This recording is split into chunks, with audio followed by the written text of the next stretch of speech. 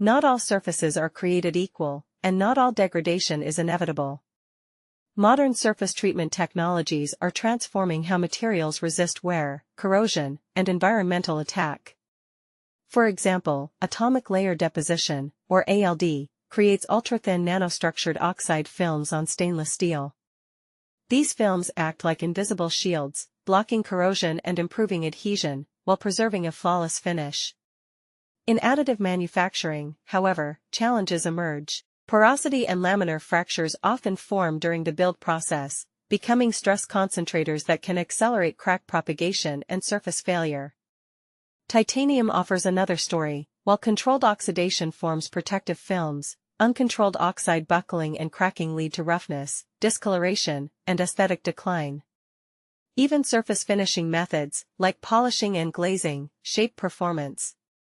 Polishing smooth surfaces, enhancing strength and clarity,